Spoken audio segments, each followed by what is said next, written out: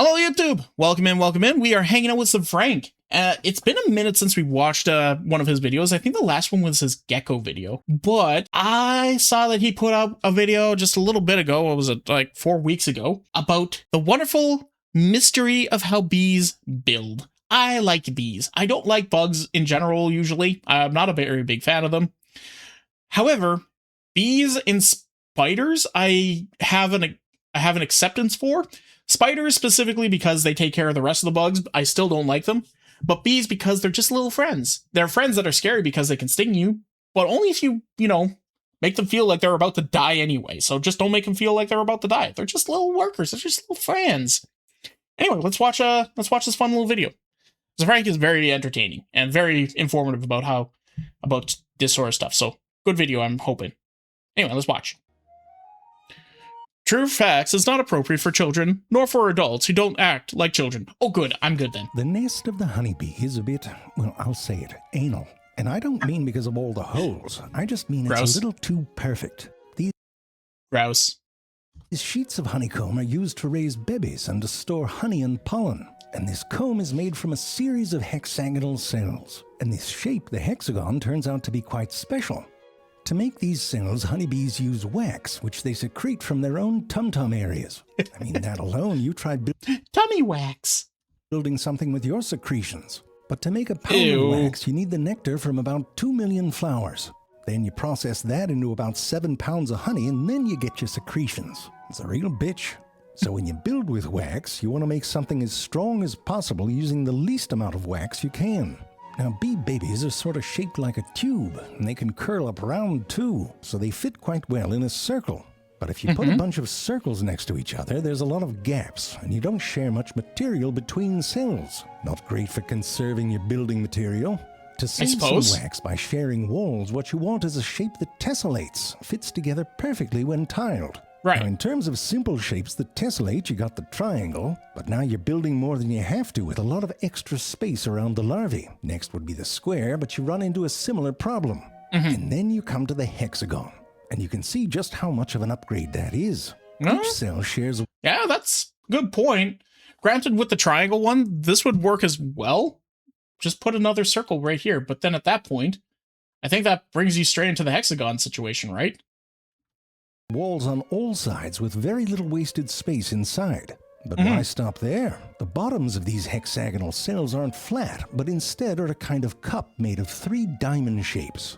What this means is that when you put 3 cells together and then flip them over, you can see that between them you form the bottom shape for a cell on the other side. So now you're sharing material there too. What the hell? I didn't know the bees were that... What the hell? Bees are that big of an architect? I didn't know that. Winds up being one of the most efficient configurations, creating something that's both strong, but that also maximizes the amount of cells you can make with your materials. Right. And I said one of the most efficient configurations, because some math hippie found an even more efficient way of doing it. By changing the shape of the base and how they're aligned back to back. Probably felt quite superior to the bees until they found that... Original. Suck it, nerd. Some bees make that shape too. Now let's hold on a second. It took me several hours to make this piece of crap, and I had a ruler and a compass. And meanwhile, these honeybees can build mathematical perfection often in total darkness. And you know... Just by instinct, they're just doing it naturally. who they're working with, their own family. You can imagine the arguments. And if they screw up and the thing falls apart, they lose like generations. And what's even crazier is that paper wasps independently evolved the ability to build something similar, except not out of body wax, but rather chewed up bits of wood pulp. Now, to get a sense of how this came to be, get it? It's worth going over a history of their approach to childcare. Now, bees evolved from wasps. But before bees existed, the wasps that were around could give a shit about changing diapers. They looked a lot like these ones. I hate it. I hate it. What the hell is going on with its booty there? I don't like any of this. I don't like anything that I'm seeing here. Tube in the back is not a stinger, but rather a sort of drill/baby delivery system. These ones would find insect larvae, often hidden in plants. Their version of parenting was to drill down, lay an egg on that larva, and then leave. When the baby hatches, it eats the larva. I like how he says baby. It's very funny. Yeah, this is how what are they called? Tarantula wasps or tarantula hawks do their thing. They paralyze a living tarantula and then leave a little baby egg on its back. And once the baby egg is born, it's like, oh, cool, I'm just going to systematically devour this entire tarantula all to myself, making sure to avoid all the vital organs so that it stays alive longer, so it can be fresh for as long as I need it. And then, once I'm done, I might allow it to die. But otherwise has to fend for itself. Now, if you have children and you're thinking they're onto something, well, the wasps would agree, because the vast majority still do this today. Boo. Now, there was a group of wasps whose ovipositors evolved into a stinger that could deliver venom. Good for defense, but also it allowed them to hunt insects and then paralyze Yeah, there it is. There's the tarantula wasp. Or the tarantula hawk. There it is. them, keeping them alive long enough to stuff them in a hole somewhere, lay an egg on them, seal up the hole, and then leave. But back then, this was sort of like helicopter parenting. Now, over time, some of them learned how to dig their own holes, and those holes got some depth to them. Now, Oh, dang. if they wanted to lay more than one egg, they could create these offshoot tunnels, each ending in a little baby room. Now, around this time, and I mean that very loosely, flowering plants appeared. I mean, before that, you'd get a fistful of fern on Valentine's Day. With the flowers came pollen. Quite nutritious, proteins, lipids, sugars. Now, some wasps developed a taste Look at that little fella. He's just covered in this stuff.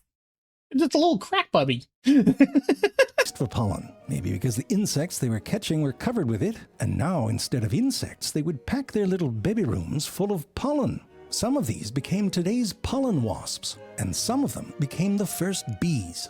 Hi, I'm Zay Frank. Jerry, Hi. Camera's not pointed right. Hi, I'm Nope. Zay Frank. Hi. Instead of doing sponsorships, these videos are now member supported. If you Oh, like nice. them, please consider joining me at patreon.com/truefacts. You'll see how these episodes are made and watch a grown man make dick jokes. And from time to time, you can even help me write things.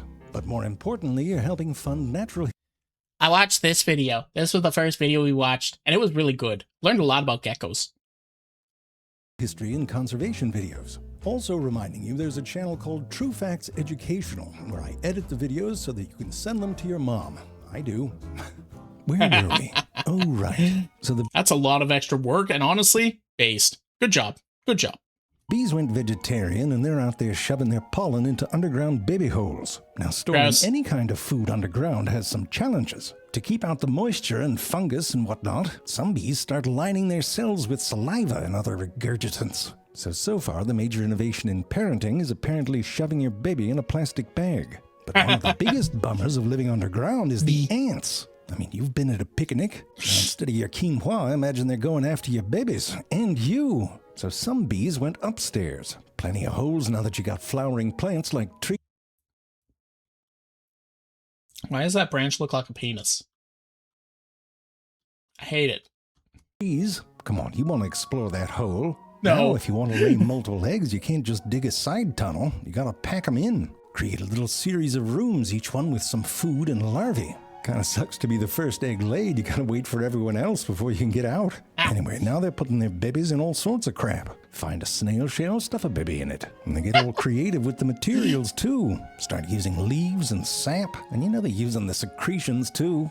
Some of the wasps, they do their own version of this. Start building their little baby rooms on things like branches. Now, there's two important things that happen. One is, some of these mummies don't seal the room up right away, and they start feeding and guarding their larvae until they're a little further along. And the second thing is thought to have been the result of a bit of a timing hiccup. Imagine a mother who builds and lays eggs in a number of baby rooms, and it takes long enough that she's still working when the first child emerges. The first Okay. children often emerge smaller from being undernourished. Give mom a break, single working mother, so they Fair. hang around a bit before going off to start a new nest. Now let's say that their maternal instincts kick in a bit early, and so they start taking care of their sisters and maybe helping mom build some new rooms. So the idea is that slight changes to the timing of their development can lead to solitary insects becoming social insects, a family business. The stingless bees were thought to be the first ones to evolve this. With generations working together, you can start to go big, and some of these nests can have some complexity to them, with a sort Yeah. of defensive labyrinth down at the bottom, and then plates or spirals of ordered baby rooms on top. It can start looking a bit similar to a honeybee comb. But these are more like little rounded pots put next to each other. But becoming social doesn't guarantee complexity. Bumblebees became social, and their nests are a mess. No, it's not until you get to the honeybee and later the paper wasps, who use costly materials to make things that often hang down and have to support weight, before you start getting that insanely obsessive geometry. But how do they know how to do it? Do they have some idea of what it should look like? I mean, even a simple structure like this, let alone when thousands of them are collaborating on a nest. I mean, you know, statistically, there's got to be a few idiots. Yeah, it is wild that this happens. Granted, it's a hive mind in a sense, right? Like, they're all working off the same goal together. They're like specifically bred to do this specific job. Like, that is what they're supposed to do. And evolutionary, that is what they were designed to do. Bugs are very simple creatures in a lot of ways. They're complex, but like they're complex to do a simple task. Or simple to us, I guess. This is wild, though. This is wild. It's in there. Well, for this, it's helpful to go over a concept called stigmergy. Stigmergy, terrible word, is the idea that a signal in the environment triggers some sort of behavioral response in the animal. I'm sure you know a bit about it because of the ants. Yeah. When they're out exploring or looking for food, they lay down a little Hansel and Gretel breadcrumb trail as they go. But instead of breadcrumbs from the hand, it's pheromones from their butt region. You can see that one plop some down right there. Just a little booty bump, and then it's just like, okay, I went through here, I went through here, I went through here, I went through here, I went through here. You can think of it as a butt perfume that fades over time. Now, when the next ant comes across these pheromones on the ground, it gets a signal to follow that trail. And the stronger that signal is, the more likely they are to do that. Now, this simple rule famously allows ants to find the shortest distance between their nest and a food source. At first, there's ants walking all over the place, but the ants that happen to follow the shorter path double back first and reinforce that route more quickly, which leads others to do the same. Now, when ants build their nests, they do something similar. This right here is the nest of the common black ant, Lasius niger. I hate it. The inside looks a bit like a problematic colonoscopy, but if you zoom out a bit, you can see there's some sense to it, sort of a multi-level condo. Now, to build these nests, each individual ant only... Bugs are so fascinating. I really hate that I'm so uncomfortable around bugs, because if not, like, entomology would have been really neat to have gotten into when I was younger, because they're so fascinating.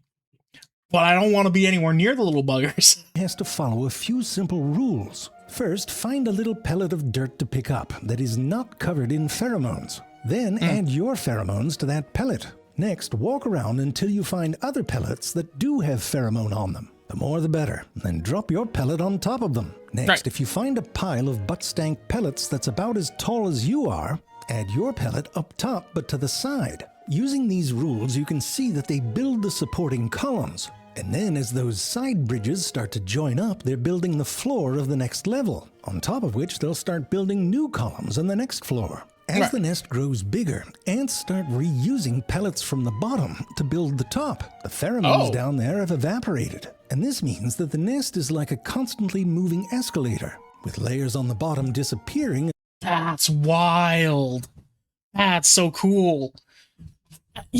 They just keep recycling it over and over and over again because that's what their brain is saying. It's like, oh, this pellet doesn't have our scent on it. Oh, it's pretty close to the place. Let's bring it straight to the top and then add it to everything, and just keep on going up and up and up and up and up. It's crazy. As new layers get added on top. But here's the crazy thing. If you look close at this scan of the hive, you'll see that there's connections between the floors. Now, here's the thing. No one builds those. Instead, they're a natural byproduct of the somewhat random unevenness of the building process. These defects, called edge dislocation and screw dislocation, also happen when crystals grow, and you can see them form and create connectivity between the layers as the nest gets bigger. These also show up in termite nests. The point is that complex things can be built using simple patterns of stimulus and response. And some of the chaotic randomness of this can actually be beneficial.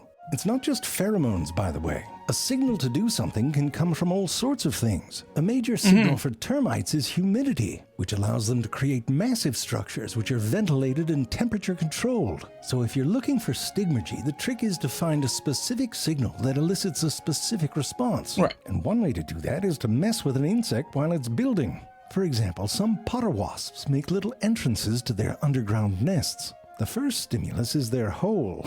I'm like 12. Gross. Then there seems to be stimuli related to height and curvature and shape. And the science hippies figured this out by doing stuff like this. If they're building the straight part and you bury it part way, they'll keep building it until it's the right height. When it's the right height, that's the stimulus to start curving. But now, if they're building that curve and you bury it part way, they don't care about the height anymore. And they'll build that bell shape. That's wild. That's actually kind of cool. Right into the ground. If you really want to mess with them, cut a hole in the top after they've finished. Because that hole is back to the first stimulus. And instead of patching it up, they'll build a whole new funnel. So you can make sort of decision-tree flowcharts out of this stuff. Kind of makes it more fun to watch a paper wasp queen start a new nest. Work on the angles of your base until it forms the stimulus to start building the stalk. This stalk, by the way, is cool. They cover it with ant repellent. A line of defense, literally. When the stalk's the right length, you build a sort of flat surface that provides the backing for your first cells. Now in this case, the cells start off as circular tubes. Then she sticks her head in there and applies pressure to form the flat walls of adjoining cells. So the outermost cells will have a rounded side to them. Lay an egg in one of them and pretty soon you've got some help. But now as the nest grows and you got more workers, things get a bit more complex. Depending on where the wasp lands, you've got all sorts of shapes providing stimulus to do different things. Build a wall higher, start a new cell. It's hard for me to actually want to like pause and stop because like this is also fascinating and interesting. Like once again, bugs are so cool. I don't want to be anywhere near them. They freak me out, but like they're so cool. Like this is really interesting. Like so, I've always wondered like how they like make these structures, and it's literally from the ground up. They build the connective piece, then they go up to like the supporting structure, then they start branching out into the next parts. Little leg in there so that you can start getting help to get going on the next steps, and then you just keep on going and going and going. It's really neat. Stick your head in one and shape it. If you give wasps a new color of paper each day to work with, you can see they're building all over the place. It's not like one starts a cell and sees it through. They build based on the task at hand wherever they are, as you can see with inmate number 7. But their responses to stimuli aren't just on-off switches. Imagine actually that was your job, numbering wasps. My God, you must have absolutely no fear of wasps at all. You can think of them more like urges, which have different strengths. So depending on the shape they come across, they have different probabilities of doing a particular thing. For example, the probability that a wasp will start a new cell seems to have to do with how many inward corners they come across. In the first one, you got a corner, but it's outward facing, 0 probability. Next one, you got one inward corner, goes up to 20%. You get it, and by the time you get to the last one, it's almost guaranteed that they're going to start a new cell there. But a different species may have instincts with different probabilities. And you can run simulations that show how you get different nest architectures. Oh. What are you guys doing up there? You guys being around? Are you guys trying to make yourselves a little hive? What the hell? Stop it. Get down from there. Stop it. Hey, get down from Hey. Stop it. You guys are being like little bugs, little ants. Scooting all over the place, and you get down. Get down. Get down from there. Goofballs. From them. Now at this point you might be like, all right, I get it. Honeybees and their hexagons, they do it the same way as these wasps, right? Set of pattern responses triggered by stimuli. You fart out a honeycomb. And this may be true, but it doesn't stop science hippies from challenging this idea. One reason for this is how well honeybees do when things get wonky. Out in nature, they build their honeycombs in all sorts of places, which means you're not always building in nice flat sheets. Science hippies got them to build this shape just by rotating the hive every few days, changing the direction of gravity.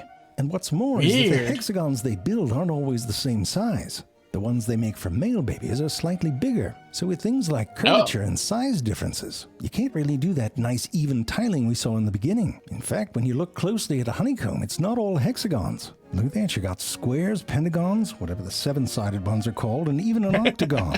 And you can especially find these anomalies when combs merge. Those hexagons just don't line up. And that's the thing, honeybees seem to be great at taking lemons and making lemonade. I mean, they have the honey, kill me. For example, you can get them to start building off of templates of wax. In this template here, the hexagons were just the right size. But if you start them off with hexagons that are either too small or too large, they find ingenious ways of transitioning them to the right size.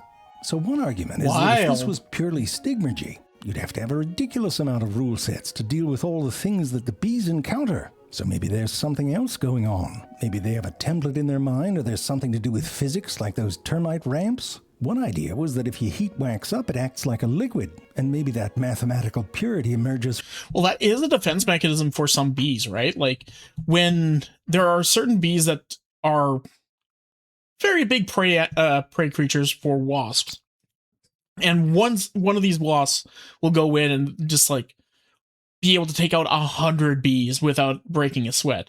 So in order to try and take out this one wasp, the bees will swarm it, and just as straight up like vibrations and body heat of each individual bee will just literally microwave the wasp to death.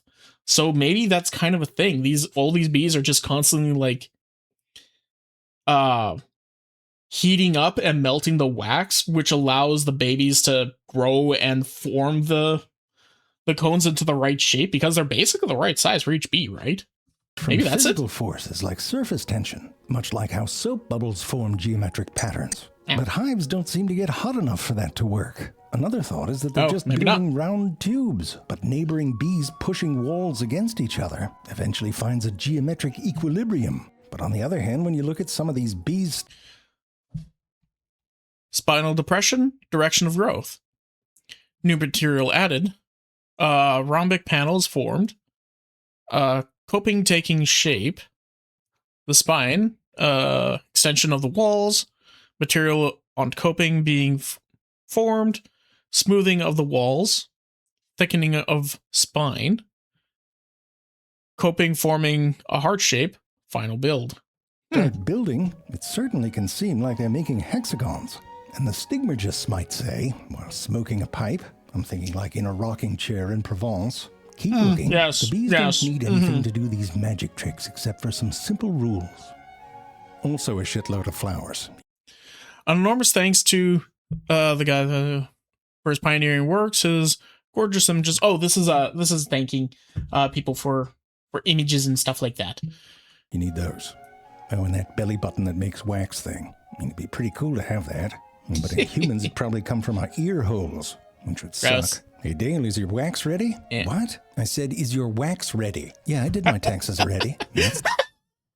Okay, this guy's ready. Get the wax from him. We need to make more combs. The sort of comedy writing gold you'll get to witness if you join my Patreon. Member-supported dad jokes. Guys, that was a Frank. This was fantastic. The bee video. I love bees. I love bugs. Like, I don't want to be anywhere near them. They give me the heebie-jeebies and all that. I know I've said this a few times now, but bugs are so fascinating and interesting.